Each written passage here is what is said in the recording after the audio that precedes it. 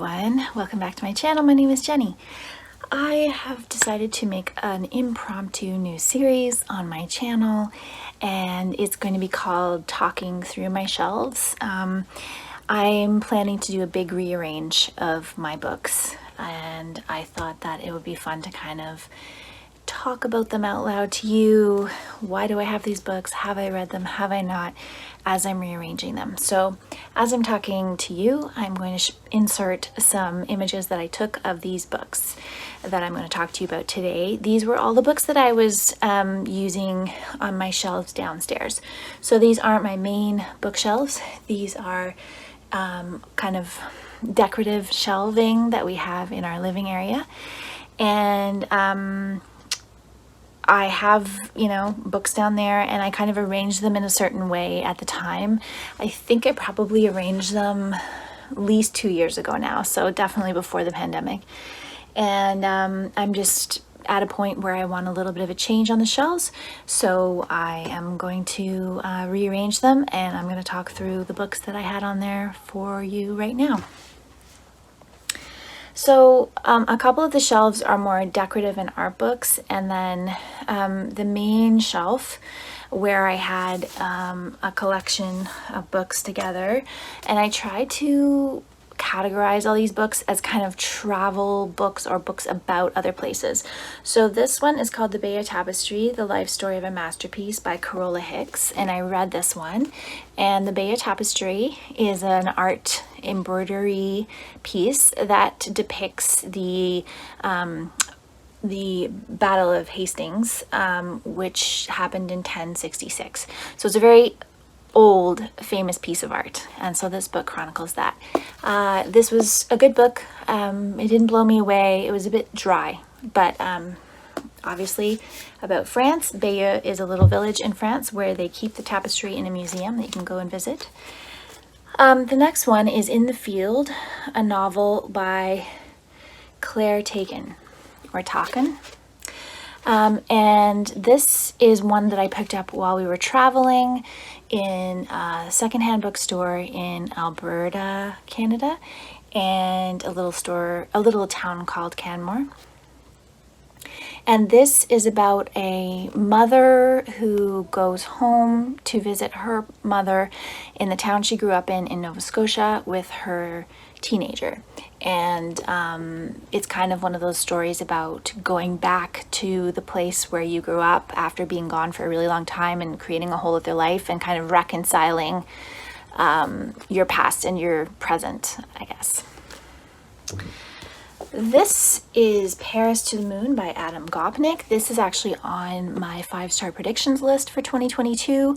This is a memoir of his time as a new parent living in Paris. I am a sucker for books set in France and Paris. I have a whole TBR shelf on my Goodreads with these books. I'm very excited to get to this and to read more of these books in 2022. This book is called The Lost Explorer, Finding Mallory on Mount Everest by Conrad, Anker, and David Roberts. I read Into Thin Ice by John Krakauer about his Mount Everest expedition, and I'm not a mountaineer, but I do find mountaineer stories to be just so harrowing and gripping. So I picked this one up a few years ago, and yeah, excited to get to that someday. Next is The Known World by Edward P. Jones. I've had this for a really long time. Last year on BookTube, there was a whole group of people, I believe Sean the Book Maniac, maybe Karen from Run Right Reads, and Heidi from My Reading Life. I think they all read this book together, I believe, and they all really liked it. And so, yeah, I definitely will read this. I considered putting it on my Black History Month TBR for February, but with the BookTube Prize reading and the other books that I had already kind of selected, it didn't come up right then, but I'm definitely going to read this soon, and it's in my personal collection, so I guess I don't have as much urgency about it because I know I own it. The next one is Therese, Raquin. by Emile Zola. And this, I did pick this up in the secondhand shop as well. I'm very curious about Emile Zola's writing. Obviously, he was a contemporary of many of the Impressionist painters, Cézanne, etc., Degas, I believe, as well, in France during that very artistic time. And so this is, and this was translated by Leonard Tancock. So I have this, interested to read it. I may try to kind of read it near the end of the year. I just feel like it's, for some reason, an end of the year book, but I don't even really know what it's about. I just know that Emile Zola is a very famous writer, and I'm interested to see if I like his style or not. This book is called The Art of Pilgrimage, The Seeker's Guide to Making Travel Sacred by Phil Cousineau. So the idea of pilgrimage as like a spiritual journey that is also a physical journey is very interesting to me as a concept.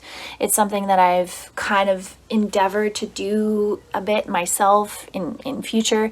I'm not really a religious person, but I am a fairly spiritual person. So I'm just interested in that concept and why people travel for spiritual enlightenment or for a religious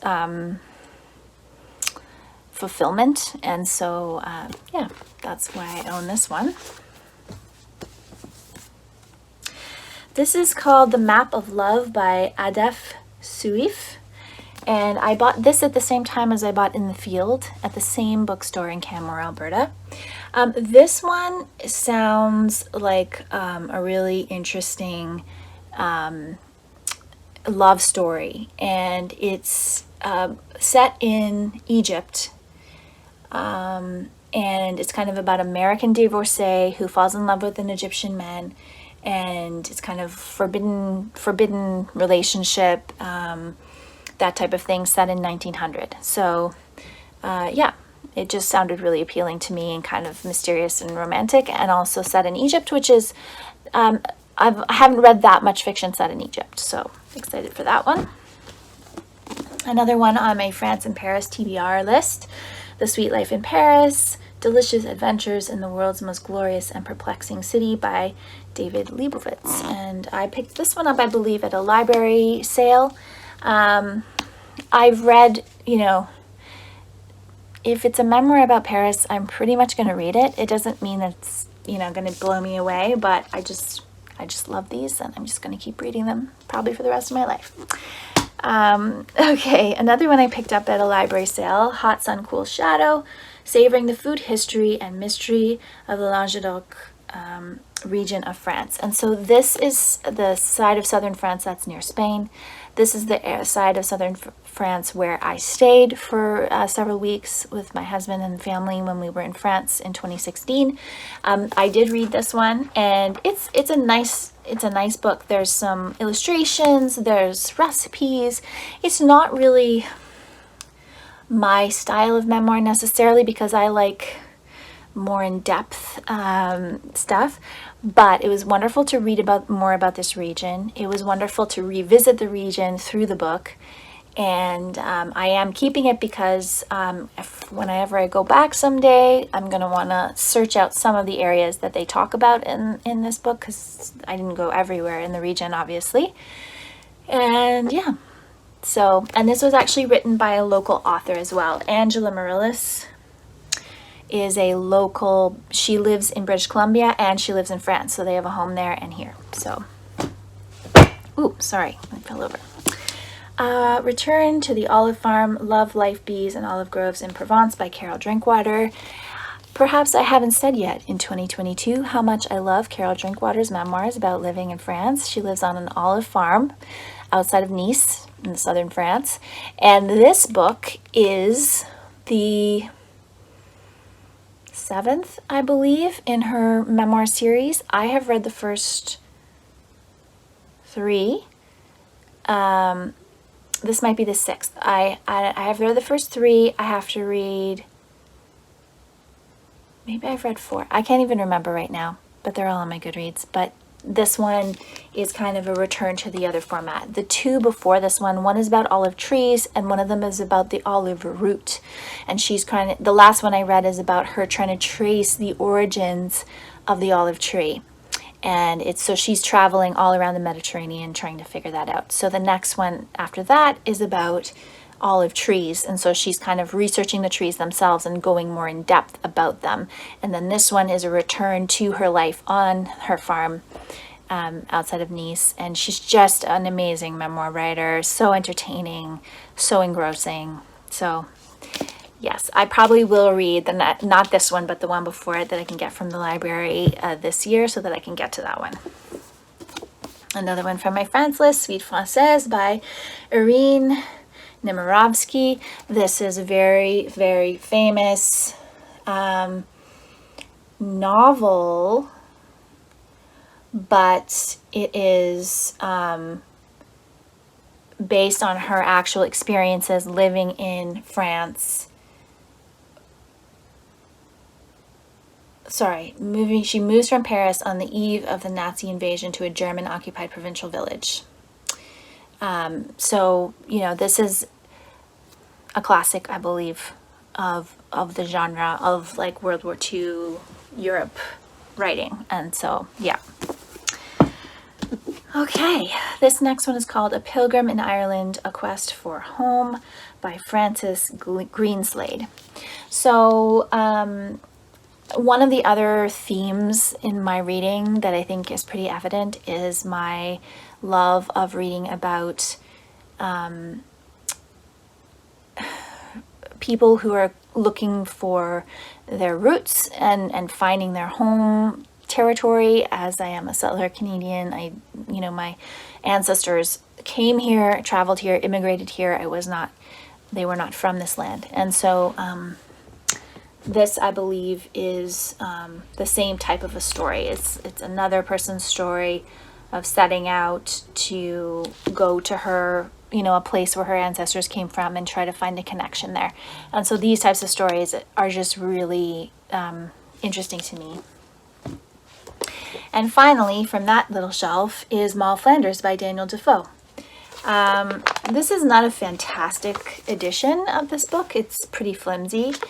But I think I found it at a thrift shop, and I have seen the film Moll, Flanders many years ago, and I think the story is really interesting, and I'm interested in reading more. I believe the only book of Daniel Defoe's that I have read is Robinson Crusoe, if I'm thinking of the correct person who wrote that, or is that, yeah, anyway. Moll, Flanders.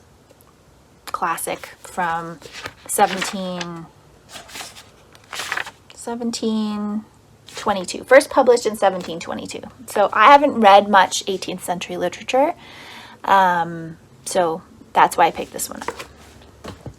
Okay, so the other little collection of books that I had downstairs on a shelf is my little Everyman's Library Pocket Poets collection. So I have poems about mothers, poems of the sea, poems of Paris, of course, there's a theme here, and poems about trees.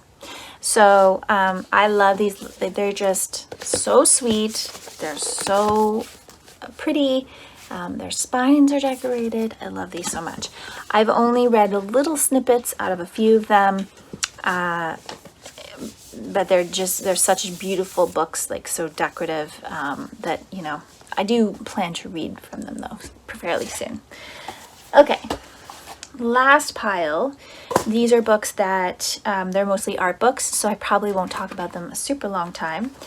This is some sort of a series of books that were published by the editors of Time, and they came out in the 1960s. So we have Age of Kings, The Great Ages of Man is what this series is called, and they're mostly like about certain time periods, I'm guessing. Or to be honest, I haven't even really looked through these that extensively, but I just like them aesthetically. And then the other one is Ancient Egypt that we have from that series. This book is actually my husband's. I gave it to him as a gift. This is Subway Art, photographs by Martha Cooper and Henry Chalfant. I'm not sure if Henry Chalfant is the one who wrote the text or not, but this is chronicling the rise of graffiti art in New York City, and how they would decorate the subway cars. So you can see here all these things. So this is actually, I don't even think this book is in print anymore, so it's a kind of rare book to get. This is a catalog for a show called Masters of Olympus, Treasures from the Greco-Roman Collections of Berlin. And I saw this at the Museum of Civilization and in Quebec City. And so this was a beautiful exhibit of sculpture that we saw when we were there, and I loved it so much that I wanted to get the catalog. This is also a book of my husband's. This is Astrophotography, the most spectacular astronomical images of the universe by Rodri Evans. So some beautiful, like just stunning photography in this one. Just, you know, beautiful stuff.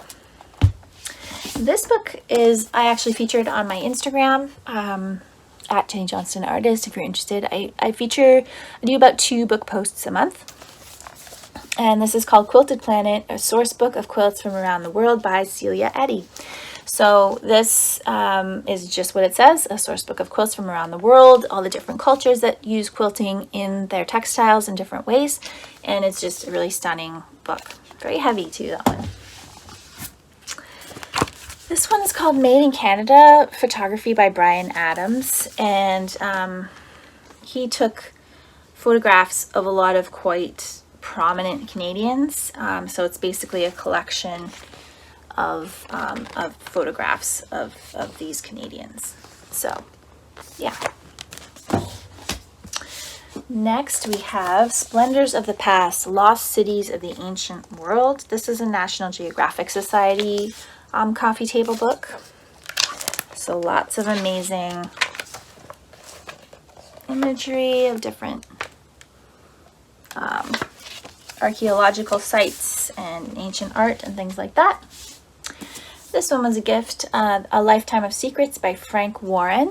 So this is actually an art book as well, and this was a project that this artist started where he asked people to randomly send him postcards, I believe, and he asked people of all backgrounds and nationalities to send him creatively decorated postcards bearing secrets they have never before revealed. So, so that is what this book is all about. All these different secrets that different people sent him, and they made these art projects into this book.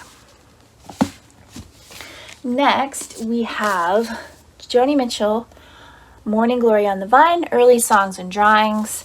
I'm a huge Joni Mitchell fan, in case none of you know that about me. So these are her images along with her song lyrics handwritten, and she actually created this book as a gift. She's also a visual artist, in case you didn't know. So she created this book as a gift years ago for friends, and they reprinted it into a book that people could purchase.